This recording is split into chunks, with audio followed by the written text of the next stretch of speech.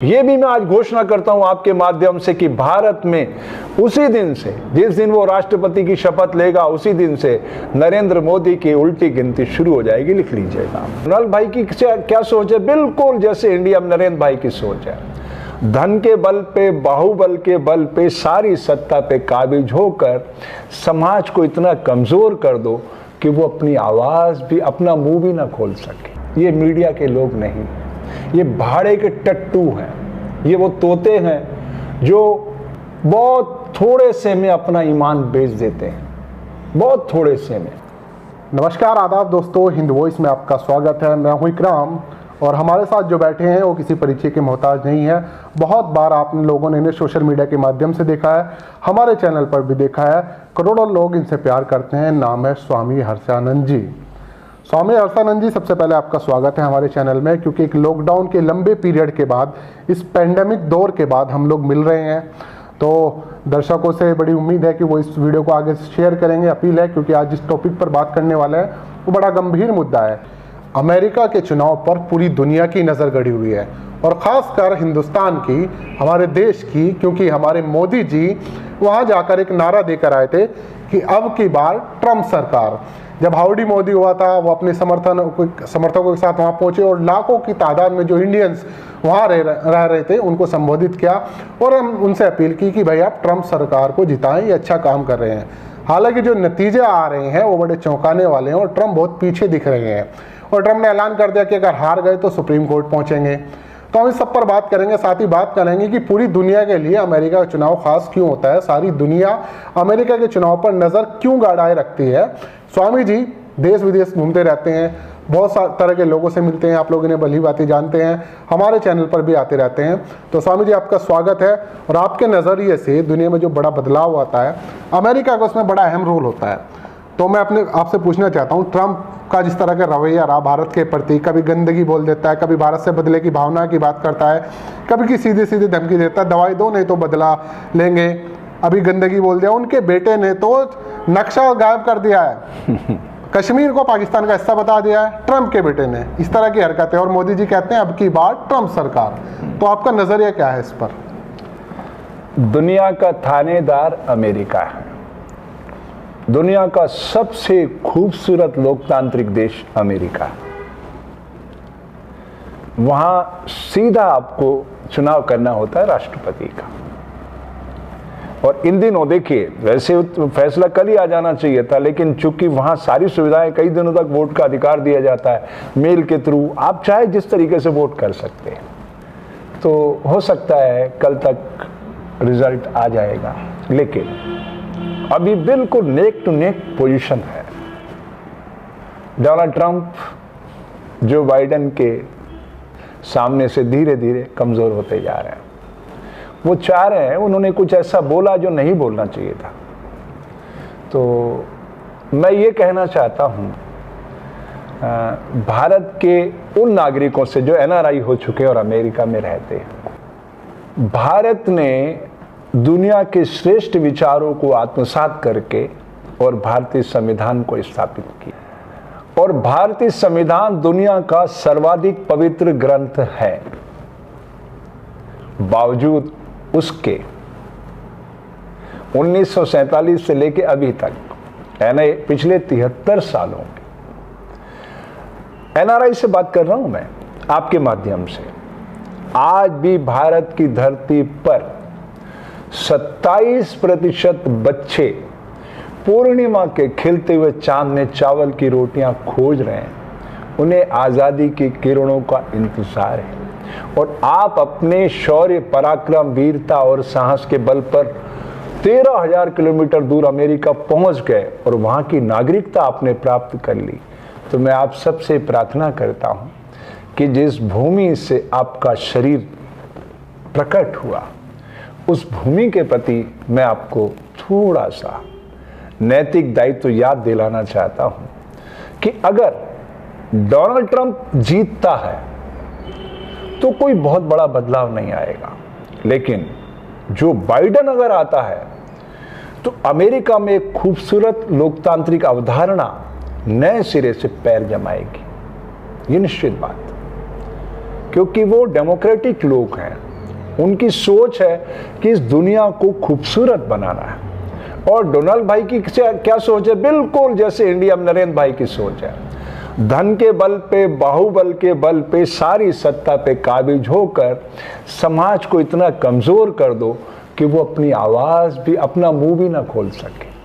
वैचारिक अभिव्यक्ति की स्वतंत्रता को बाधित करने की कोशिश दोनों ने की। अब चूंकि भारत में तो 2024 में चुनाव आएंगे, हमको ये झेलना ही पड़ेगा 4 सालों तक। लेकिन आप लोगों को तो अवसर मिल गया था और आप लोगों ने उसको, मुझे उम्मीद है, पूरा भुनाया होगा और तभी ये इतना अप्रत्याशित परिणाम सामने दिखाई दे रहा है। अभी बहुत आगे चल रहे हैं जो बाइडेन, और वो नए नए खेल खेल रहा है डोनाल्ड ट्रंप। लेकिन मुझे उम्मीद है कि जो बाइडेन लोकतांत्रिक ताकत को, प्रकृति उसको मदद करेगी और वो आएगा। ये भी मैं आज घोषणा करता हूं आपके माध्यम से कि भारत में उसी दिन से, जिस दिन वो राष्ट्रपति की शपथ लेगा, उसी दिन से नरेंद्र मोदी की उल्टी गिनती शुरू हो जाएगी। लिख लीजिएगा। इसके साथ साथ एक चीज़ और भी है कि बाइडेन जो है वो मोदी सरकार की बहुत सारी नीतियों पर पहले भी कटाक्ष कर चुका है, वो खिलाफ है। तो अब जैसे आपने कहा कि मोदी जी की उल्टी गिनती शुरू हो जाएगी, वहां पे इसका मैं क्या मतलब समझूं? क्या वो कदम उठा सकते हैं? आपके दर्शकों को बताना जरूरी है जी। देखिए, भारतीय जनतंत्र का जो स्वरूप है, जनता का, जनता से जनता के लिए। देश की जनता ने 2019 में इनको 303 सीट देकर लोकसभा में भारी बहुमत दिया। I am right? 2019 से 2020 तक, पहले के 5 साल अगर हम काउंट करें तो ये 6-6.5 साल का इनका पूरा कार्यकाल देखिए आप। पूरा 6 साल का इनका, 6.5 साल का कार्यकाल देखिए आप। नोटबंदी क्या हुआ? बर्बादी। इससे ज्यादा क्या हुआ है? सारा देश घुटनों के बल चलने लगा उस नोटबंदी के कारण। इनको अर्थव्यवस्था के बारे में कोई ज्ञान नहीं है। उसके बाद जीएसटी, लड़खड़ाती जीएसटी, 370, ट्रिपल तलाक, अयोध्या मंदिर, देश के निर्माण की अवधारणा है। देश का निर्माण होता है समाज के सामूहिक चरित्र से। अगर इन्होंने, मुझे वो पुरानी घटना याद आती है, 21 जून 2015 को पहली बार विश्व में योग दिवस मनाया गया। तब ब्रांड एम्बेसडर उस दिन कौन थे? नरेंद्र भाई मोदी। अगर ये उस मंच पर ये कह देते योग इज 1 to 1, मैं दावा करता हूं सारी दुनिया आपको हृदयंगम करती और एक नए युग का सूत्रपात होता। और उस दिन नरेंद्र भाई कहते, हजारों सालों से हमने जो समाज को बांट के रखा है, आओ इसको अब समाप्त करते हैं और ये जोड़ने का अभियान शुरू करते हैं, क्योंकि योग जोड़ता है, तोड़ता नहीं। तो आज मैं आपके माध्यम से बताना चाहता हूं, शूद्र, वैश्य, क्षत्रिय तथा ब्राह्मण मानव शरीर के भीतर की स्थिति। संसार का कोई भी ऋषि, मुनि, पीर, फकीर, ओलिया, वैज्ञानिक ऐसा नहीं जो किसी भी ज्ञान के बल पर श्वास लेते समय एक स्वर का उच्चारण कर सके। प्रकृति की दिव्य भाषा मौन है। ये 5 एलिमेंट, इसको बैलेंस करने की कला है योग।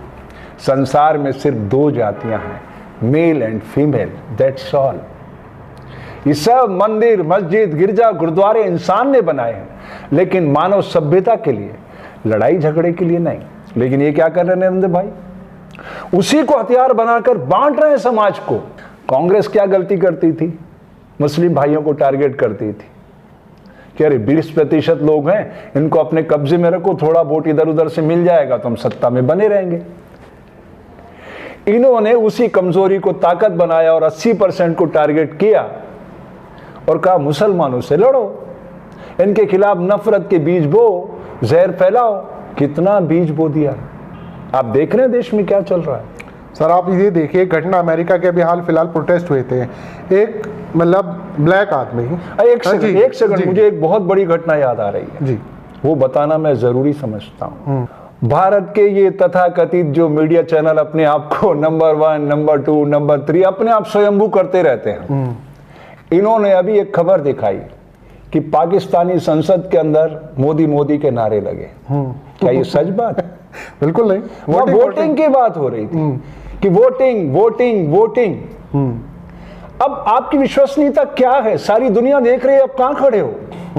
मैं तो आज नहीं 6 साल से कह रहा हूं।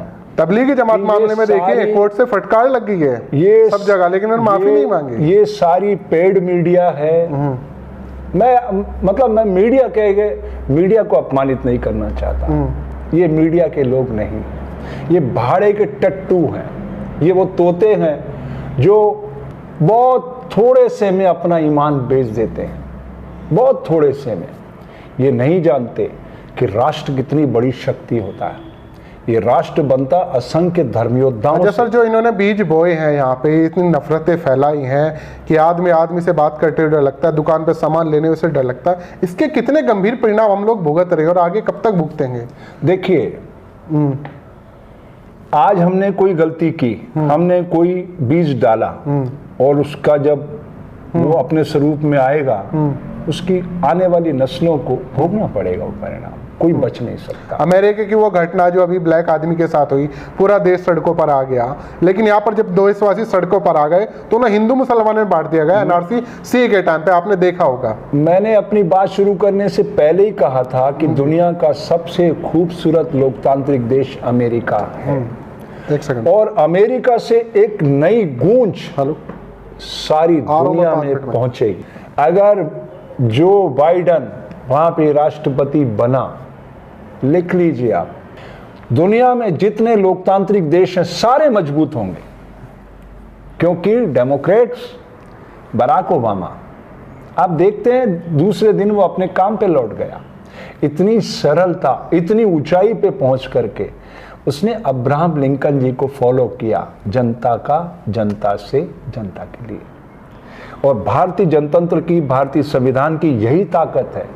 लेकिन दुर्भाग्य यह है कि भारत में हम लोग अभी अपनी शक्ति से परिचित नहीं जी, तभी अपने वोट की हम कीमत नहीं कर पा रहे। जिस दिन मैं दावा करता हूं मोबाइल से मतदान का अधिकार आ गया नेट बैंकिंग की तरह, और नोटा को प्रत्याशी का दर्जा मिल गया, मैं तो आपके माध्यम से चुनाव आयोग को भी कहना चाहता हूं कि चुनाव आयोग एक मिरर की तरह, उसको अपनी सारी गंदगी साफ करना चाहिए। अगर लोगों को शिकायत है कि ईवीएम पे, हाँ मैं दावा करता हूं ईवीएम हैक हो सकती है, ईवीएम में कई तरह के वो हो सकते हैं गेम, मैं दावा करता हूं।